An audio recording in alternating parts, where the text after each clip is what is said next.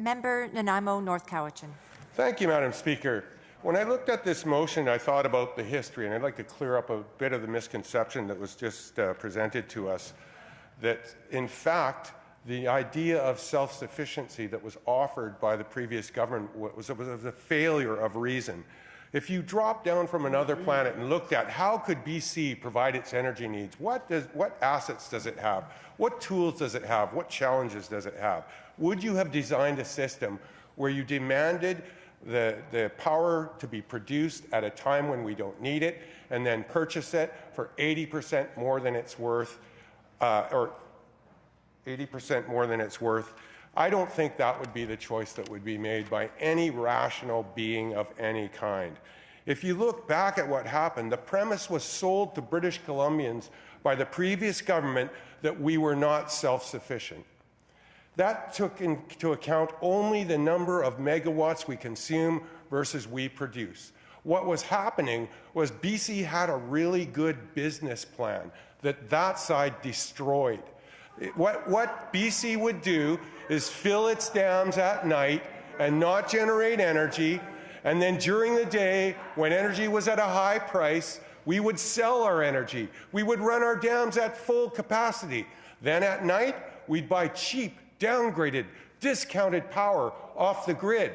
The grid is a battery. The grid is an account. We put energy in, we take energy out. We had a system where BC sold its energy for $1 billion more each year than the energy it had to buy at night. That was a good business plan. So what did the BC Liberals do? They tried to sell British Columbians on the fact that they were not self-sufficient.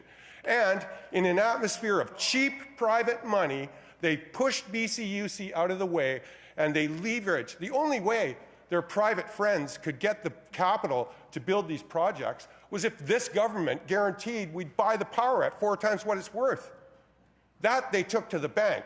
That they could finance in an atmosphere of basically zero interest and free money everywhere.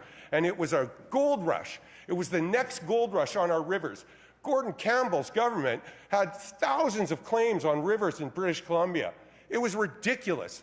And it was constructed as to create a bubble where, in fact, it wasn't rivers that were being diverted, it was the public interest. It wasn't rivers that were being contained and diverted into their friends' pockets, it was the public interest.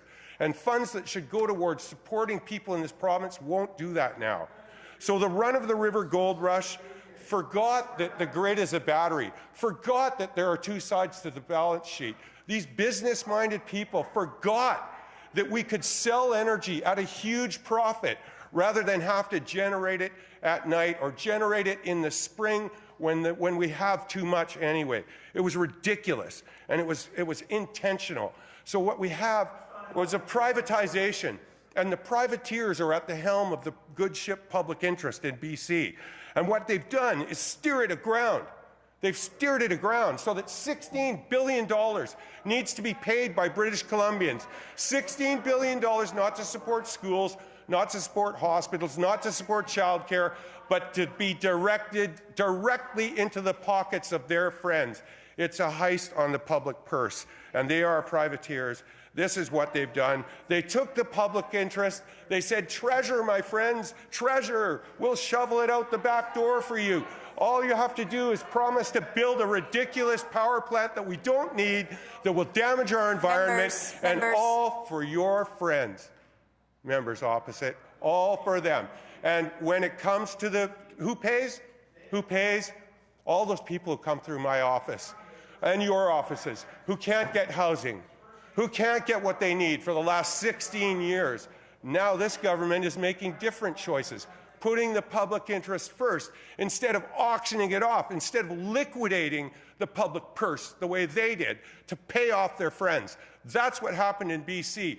A false crisis was created and the solution offered, and it was a solution that benefited the donors of the BC Liberal Party, and we will pay for the rest of our days because of their ridiculous choices in managing the public interest of this province. It's a terrible failure, and British Columbians won't forget. Thank you very much, members, for for bankrupting BC Hydro and flushing the public interest. Thank you.